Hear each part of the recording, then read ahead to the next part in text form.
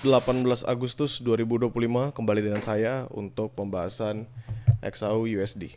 Teman-teman bisa perhatikan di daily nothing changes, no differences, tetap sama pergerakannya masih dalam sideways. Masih sangat amat lama ya teman-teman ya. Kalau kita ngomongin sideways-nya basically ini dari April sekarang sudah masuk di Agustus, wajar. Kenapa? Karena menurut saya pergerakan yang signifikan nanti sedang menunggu ketika cut rates. Menurut saya itu. Sekarang ini mungkin lagi wait and see, memang pergerakannya naik dan turun, tapi kalau kita ngeliat secara jangka panjang sebenarnya masih di situ-situ saja. Di hari ini pergerakannya sangat cantik, dimana dia ngedorong ke atas kuat, which is kalau misalnya kita ngitungin di sini previous daily high-nya di 3348, previous daily low-nya kita makan dari low yang terbentuk hari ini, which is 3323 ya. Artinya kalau 3348-nya dimakan, possible dia makan lanjut lebih nanjak lagi ke atas.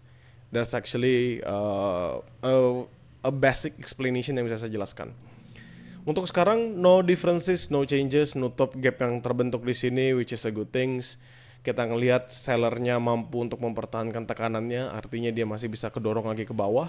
Is there any possibilities dia bisa makan jauh lebih bawah lagi? Menurut saya kita tinggal tunggu aja closingan di hari ini. Untuk news yang ada, housing start, building permits itu di hari esok, lalu FOMC meeting minutes, lalu existing home sales, dan juga Federal Chair Powell speech tanggal 22 Agustus. Nothing much sih sebenarnya menurut saya, tapi untuk minggu ini nggak ada news-news yang terlalu berlebihan, tapi memang kita perlu menunggu dari testimoninya Powell itu sendiri.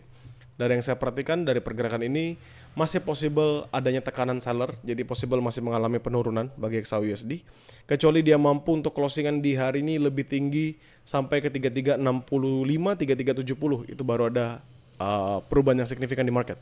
Kalau enggak, tentu hanya akan bergerak seperti apa yang teman-teman perhatikan sekarang aja. Sideways dengan potential bearish yang lebih besar. Now, kita ke Wanda kita ngomong di H4 kita ngomonginnya di naked chart. Within this naked chart teman-teman bisa perhatikan ya, dorongan signifikan pada saat NFP, lalu tertahan, akhirnya dia mengalami penurunan. Pertama drop di hari Senin, ya ini dihajar hanya drop saja, lalu bikin base, inducement sebentar, baru dia drop lagi, base lagi, if there's a small minor inducement, dan lanjut mengalami penurunan kembali, ini bakalan signifikan ya teman-teman. Kenapa? Karena potensi untuk makan lebih banyak lagi dari gap yang terbentuk di satu candlestick ini. Jadi targetnya lumayan jauh. Sebenarnya ini sudah nutup yang kemarin saya harapkan, which is dia makan sampai 23, makan sampai 22 area fair value gap yang sudah saya sampaikan di beberapa waktu yang lalu ya.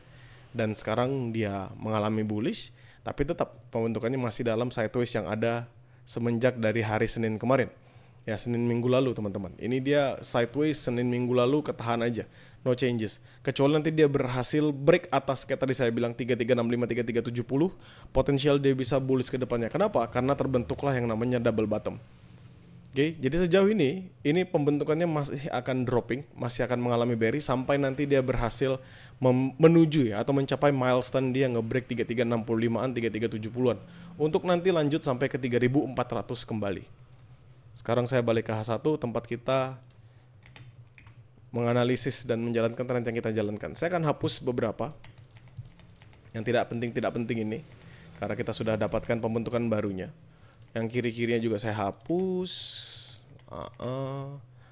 Di sini kita hapus dulu aja biar tidak terlalu pusing ya teman-teman sekalian ya. Nah, kita pakai yang terbentuk dari sebelah kanannya. Di sini. This level. Now, saya akan gambarkan ini dalam garis. Teman-teman bisa perhatikan lowest pointnya this level dan highest pointnya yang harus dia break adalah this level. Kalau kita ngomongin pakai garis, which is sekarang sudah diupayakan untuk berhasil breakout. Teman-teman sendiri bisa perhatikan ya, this level. So kalau misalnya this one breaks, tentu dia akan melanjutkan penguatannya, which is menurut saya ya possible banget melanjutkan penguatannya di saat ini untuk nge-reach target lebih tinggi ya. Jadi kita fokus dengan target yang lebih tinggi saja sekarang. Saya balikin jadi garis. Pertama this level, ini saya akan patok. First level, this is the second level. Now balikin menjadi candle kita pasang, tarikan garisnya. Ini 3327, 3329. Ini saya ambil, saya taruh ke atas. Ada di 3354, 3356 dan saya tarik lagi, saya taruh di atas sebelah sini. Ada di 3360, 3362. So kalau misalnya kalian tanya sama saya di manakah level sell, ada dua, 3354, 3356 dan 3362, 3360 selama 54 tidak di breakout di H1 dan 60 tidak di breakout di H1. Untuk buy paling dekat teman-teman ada di 3329, 3327. That's actually the closest one, area paling dekat.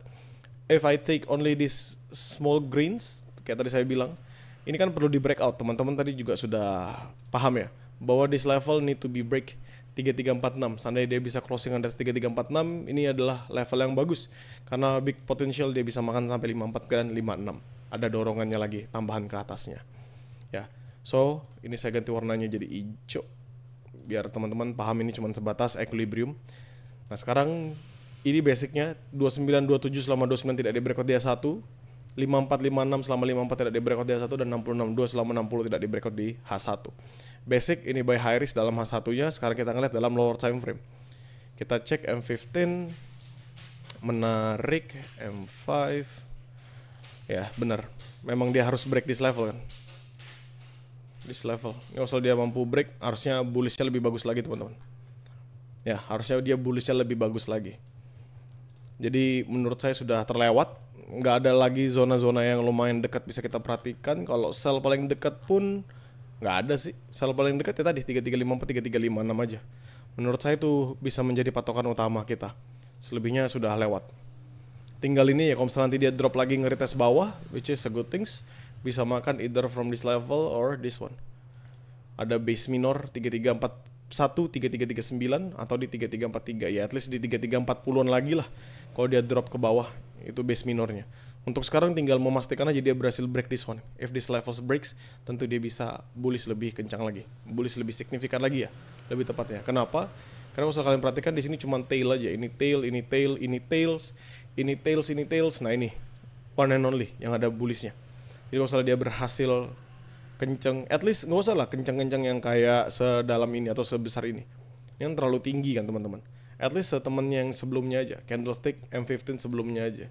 If this level terjadi, it's gonna be a huge momentum. Ya, it's gonna be a huge momentum. Dia bisa dorong lebih atas.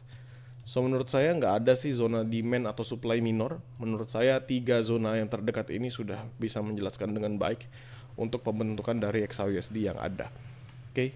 Bagi teman-teman grow count, nothing to be worry about karena saya pasti akan selalu share hasil mappingan di dalam grup. Bagi teman-teman publik, kalian nanti bisa tonton kembali video penjelasan mapping ini yang saya re-upload ulang ya di YouTube saya. Jadi kalian nggak perlu khawatir, kalian bisa nanti lihat-lihat kembali. Jadikan mapping ini sebatas sebagai referensi, sesuaikan lagi dengan trading plan yang kalian jalankan. Semoga bisa mendapatkan profit yang mencukupi dan memadai serta bisa trading dengan konsisten. Terima kasih.